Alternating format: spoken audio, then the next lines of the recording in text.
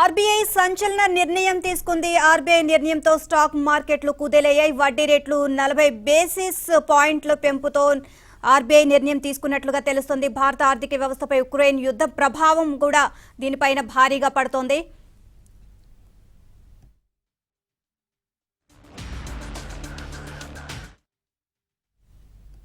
ఇక RBI నిర్ణయంపై AP ప్రణాళికా సంఘం మాజీ ఉపాధ్యక్షులు కుటుంబరావు గారిని స్పందన తెలుసుకుందాం. నమస్తే సార్. గుడ్ ఆఫ్టర్నూన్ అమ్మా. సార్, RBI నిర్ణయం అసలు ఏ విధంగా చూడొచ్చు? అంటే కొంచెం సర్ప్రైజ్ అని చెప్పి అన్నారండి. ఎందుకంటే market policy meeting every quarterly meeting అవుతుంది. లాస్ట్ క్వార్టర్లీ మీటింగ్ లో కూడా ద్రవ్యోల్బణం అంటే ఇన్ఫ్లేషన్ పైన ఏదైతే కనుక వారు కొనసాగిస్తున్నాం అది చేస్తామో, అవసరమైతే వడ్డీ రేట్లు అప్పుడే పెంచుదామని చెప్పారు. అయితే ఈ లోపలే గనక క్లియర్లీ ఇప్పుడు పెంచారు 40 బేసిస్ పాయింట్స్. అంటే ఇన్ఫ్లేషన్ ఎంత ఎక్కువగా ఉంది, especially food inflation, consumer price index ఎంత పెరిగిందో మనం చూసాం. కాబట్టి దాన్ని తగ్గించడం కోసం అని చెప్పేసి, ఇటు మనీ సప్లై టైటిల్ చేయడం కోసం అని చెప్పేసి అని ఈ నిర్ణయం తీసుకున్నారని అనుకుంటున్నాను. But definitely it is a surprise for the markets అనమాట. అండ్ స్టాక్ మార్కెట్స్ కూడా ఏ విధంగా రియాక్ట్ అయినవి మనకి క్లియర్లీ అర్థమవుతోంది. ఎందుకంటే ఆల్రెడీ నిఫ్టీ దాదాపు 275 పాయింట్స్ పైన పడిపోవటం కూడా మనం చూసాం. బట్ ఈ డెసిషన్ టైమింగ్ అనేది కొంచెం సర్ప్రైజింగ్. ఎందుకంటే యుఎస్ ఫెడరల్ రిజర్వ్ ఏదైతే ఉందో అక్కడ వడ్డీ రేట్లు పెంచుతాము అని చెప్పేసి అని జెరెమీ పవెల్ గారు అనమాట గత నెలే క్లియర్ కట్ గా చెప్పడం అనమాట. మే మొదటి వారంలో పెంచుతాము అని చెప్పడం, అండ్ ఇప్పుడు యుఎస్ ఫెడ్ మీటింగ్ రేపు ఎల్లుండిలో ఉండటం, అండ్ ఆల్రెడీ ఆ మీటింగ్ లోనమాట. కుటుంబరావు గారు, మీరు లైన్ లో నుండి RBI గవర్నర్ మాట్లాడుతున్నారు. ఆయన ఏమంటున్నారు ఒకసారి చూద్దామండి. Accommodative while focusing on withdrawal of accommodation to ensure that inflation remains within the target going forward while supporting growth. So the decision in this regard, what is called as the stance, is status quo. In other words, it's the same as was last time. I would now like to set out the rationale behind the MPC's decision and the stance. Globally, inflation is rising alarmingly and spreading fast.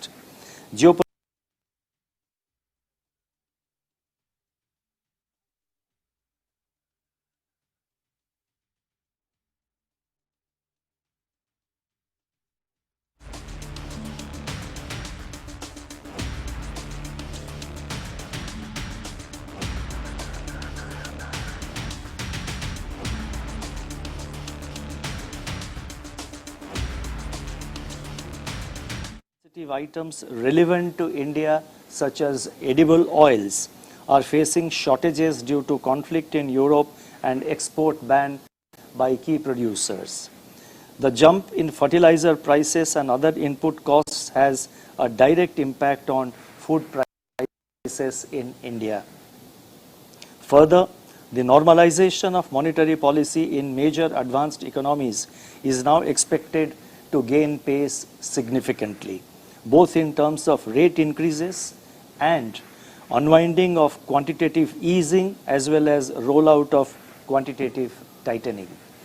These developments would have ominous implications for emerging economies, including India.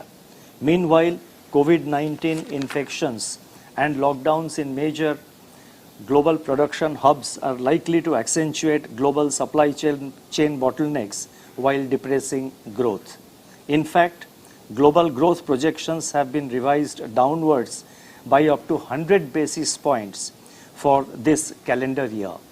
These dynamics pose upside risks to India's inflation trajectory set out in the MPC resolution of April.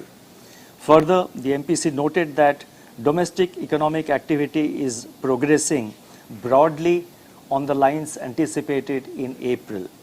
Contact-intensive services are benefiting from pent-up demand, and investment activity is showing some signs of gaining traction. At the same time, the MPC judged that the inflation outlook warrants an appropriate and timely response through resolute and calibrated steps to ensure that second-round effects of supply-side shocks on the economy are contained and long-term inflation expectations are kept firmly anchored. In the MPC's view, monetary policy response at this juncture would help to preserve macro-financial stability amidst increasing volatility in financial markets. Accordingly, the MPC decided to increase the policy repo rate by 40 basis points, and it also decided to remain accommodative while focusing on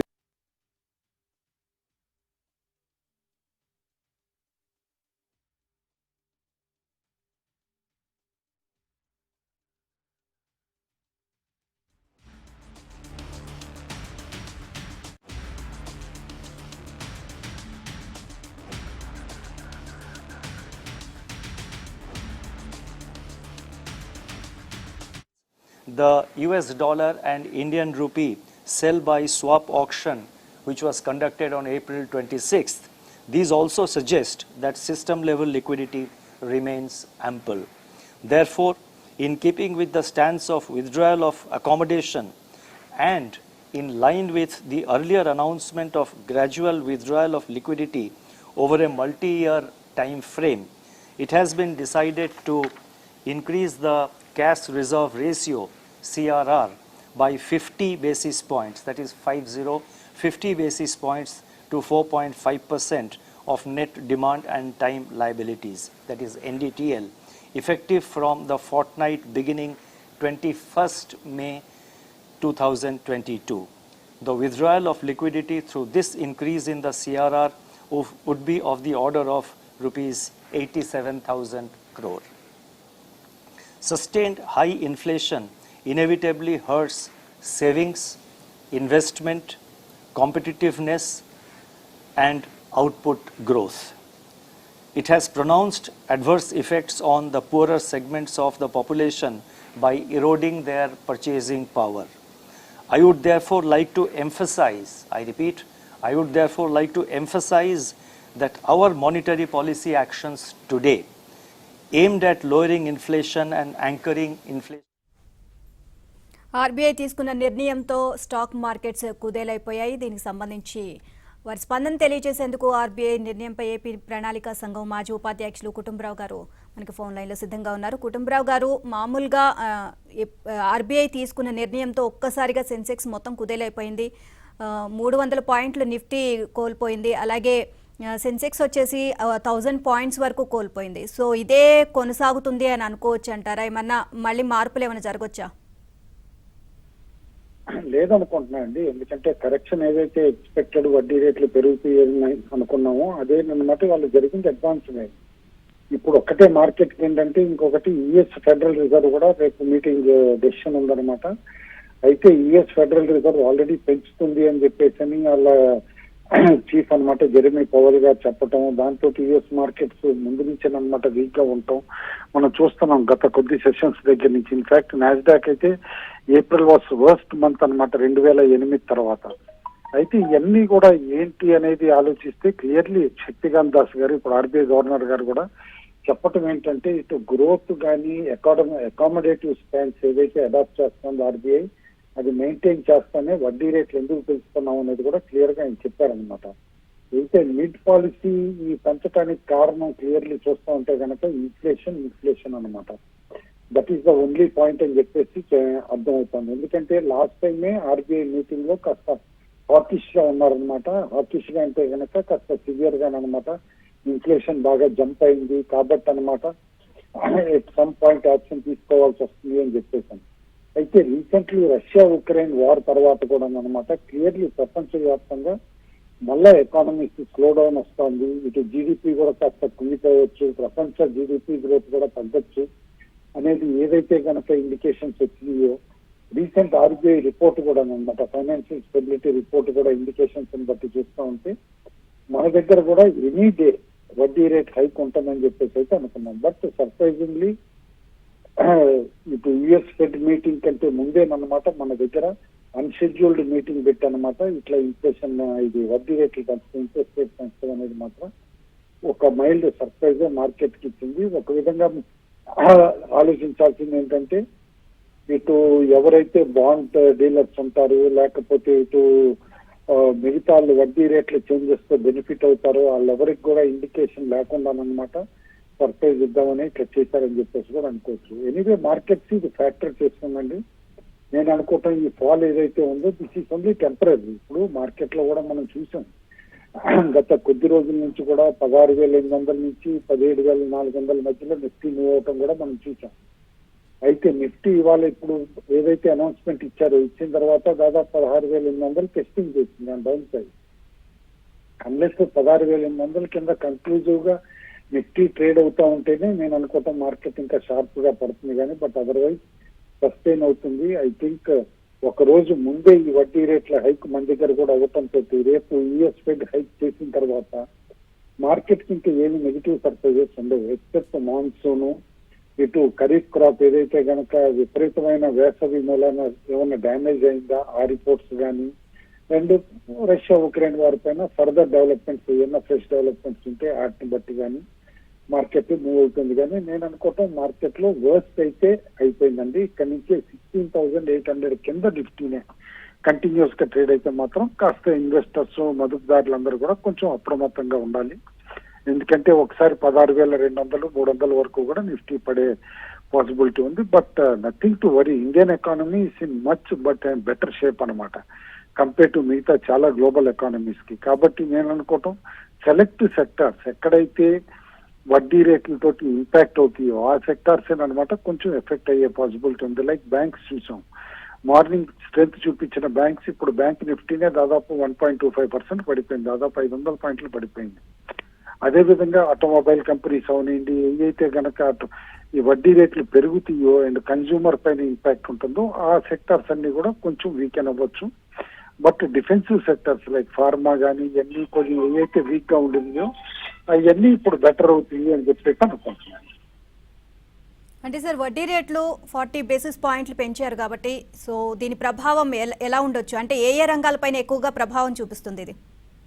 అంతా అన్ని all consumer finance అవనియండి, automobile finance అవనియండి, అన్ని రంగాలు కూడా అనమాట cost of the funds పెరుగుతుంది కాబట్టి అనమాట డెఫినెట్లీ అక్రాస్ ద బోర్డ్ అన్ని రంగాలు ఎఫెక్ట్ అవుతుంది. ఇంకొకటి ఏంటంటే వడ్డీ రేట్లు పెరగటం వలన ఇప్పుడు కరెస్పాండింగ్ గా ఒక పక్కన లెండింగ్ రేట్స్ తో పాటు డిపాజిట్ రేట్స్ కూడా పెరుగుతాయి. మళ్ళా కొంత ఇన్వెస్టర్స్ కానీ ఈవెన్ సామాన్యులు కూడా డిపాజిట్స్ వైపు మొగ్గు చూపే పరిస్థితి కూడా ఉంటుందన్నమాట. కాబట్టి ఒక సెక్టర్ ఇంపాక్ట్ అవుతుంది, ఇంకో సెక్టర్ ఇంపాక్ట్ కాదు అనుకునేది లేదండి. ఎందుకంటే ఇన్ఫ్లేషన్ ఎట్లయితే అక్రాస్ ద బోర్డ్ ఎకానమీని ఎఫెక్ట్ చేస్తుందో ఇంట్రెస్ట్ రేట్స్ కూడా by and large 80% of the ఎకానమీని ఎఫెక్ట్ చేస్తుంది. అయితే ఇక్కడ ఏమన్నా నెక్స్ట్ కన్సెషన్స్ కానీ ఇవన్నీ లేకపోతే ఎవరైతే హౌసింగ్ ఫైనాన్స్ తీసుకున్నారో దానికి వడ్డీ రేట్లు పెరుగుతాయి.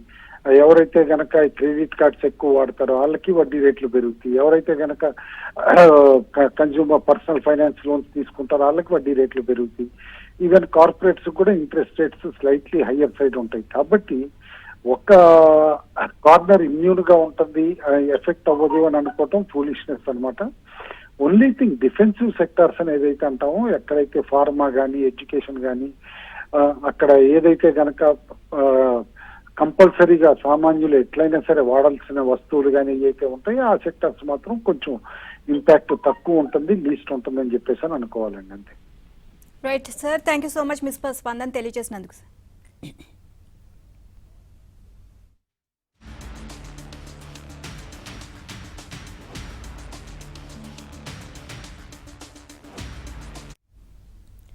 ఇదే అంశంపై స్పందించడానికి ఆర్థిక రంగ విశ్లేషకులు ప్రొఫెసర్ పాపారావు గారు మనకు ఫోన్ లైన్లో సిద్ధంగా ఉన్నారు. నమస్తే సార్. నమస్తే అండి. సార్, ఇప్పుడు ఆర్బీఐ తీసుకున్న నిర్ణయానికి సంబంధించి మీరేమంటారు? అండ్ ఏదైతే ఆర్బీఐ నిర్ణయం తీసుకుందో ఇమీడియట్ గా మార్కెట్స్ పైన తీవ్ర ప్రభావం చూపించింది, ఎక్కడికక్కడ మార్కెట్స్ కుదేలైపోయాయి. సో దీనిపై మీ స్పందన ఏంటి సార్? ప్రధానంగా ఆర్బీఐ నిర్ణయం తీసుకోవటం వెనక ఉన్నటువంటి కారణం ద్రవ్యోల్బణం పెరుగుతుంది అనేది మూల కారణం. చాలా కాలంగా మనం అందరం ఎక్స్పెక్ట్ చేస్తున్నాం ద్రవ్యోల్బణం భారీ ఎత్తున పెరుగుతూ వస్తుంది కాబట్టి ఆల్రెడీ 6.95% లాస్ట్ చివరిగా వచ్చిన గణాంకాల ప్రకారం 6.95% దేశీయ ద్రవ్యోల్బణం సిపిఐ దిగింది. అంటే ఇది రిజర్వ్ బ్యాంక్ ఎంచుకున్న 4 to 6% అనుకుంటా ఆ రేంజ్ కంటే 6% పరిమితి కంటే కూడా ఎక్కువగా పెరిగింది. కాబట్టి ద్రవ్యోల్బణం ఇంకా కూడా ఎక్కువ ఉండే అవకాశం ఉంది. ఆహార పదార్థాల ధరలు కానీ ఇతరత్ర అన్ని పెరగటం చూస్తున్నాం. కాబట్టి వడ్డీ రేట్లు ద్రవ్య చలామణిని తగ్గించడం. అంటే ఏంటంటే వడ్డీ రేట్లు పెంచితే కనుక రుణాలు తీసుకునే వాళ్ళు తగ్గుతారు, అలాగే తీసుకున్న వాళ్ళు రేట్ల రూపంలో ఎక్కువ ఉంటాయి. కాబట్టి ఆర్థిక వ్యవస్థలో ద్రవ్య చలామణి అంటే డబ్బు చలామణి తగ్గడం వలన ఆర్థిక కార్యకలాపాలను కొంచెం తగ్గింపజేసి దాని ద్వారా ద్రవ్యోల్బణం తగ్గేటట్లు, అంటే డిమాండ్ తగ్గుద్ది. ఆర్థిక కార్యకలాపాలు తగ్గడం, డిమాండ్ తగ్గడం ద్వారా తగ్గించే చర్యలు అనేది లెక్కేసుకొని చేస్తున్నారు. కానీ స్వయంగా గవర్నర్ చెబుతున్న దాని ప్రకారం ఏంటంటే ఆహార ద్రవ్యోల్బణం ఏమి అదుపులోకి రాబోతాయి. చాలా ఓకే సార్. ఉంటాం ఒకటి